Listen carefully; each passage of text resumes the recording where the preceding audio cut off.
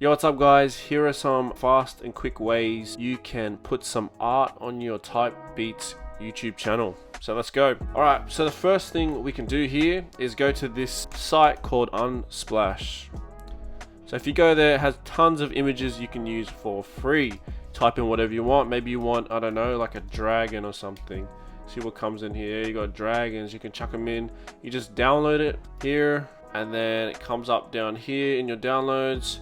And then you just put your, like if you're editing in iMovie or something, you just go in there and drag the picture into iMovie and then have your track playing along with that picture. So that's one way we can do it. Another way we can do this is you can search up this thing I really like, which is GIFs, GIF loops. And then you just go to images and then GIF loops here.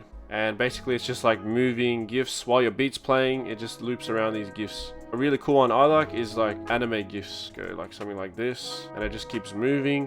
You just download that and then you chuck it in iMovie or whatever your editing software is. Have your beat playing and there you go. You got a moving picture there. So yeah guys, that's like a quick and easy tutorial. That's 2 ways that you can do some YouTube art for your Type Beats channel. That's it. That's all I got for you. Just a quick and fast way to do it. You got a still picture there you can use for your Type Beats art channel for free, and you got some GIF looping, so you have a moving image for your Type Beats channel. That's like the quickest way. If you want to do something quick and you don't want to focus on the graphics that much, you just want to focus on your beat making, then do that guys. And yeah, anyways, I'll leave you with that. This is Chuggy Beats with a Face. Thanks for watching. See you later.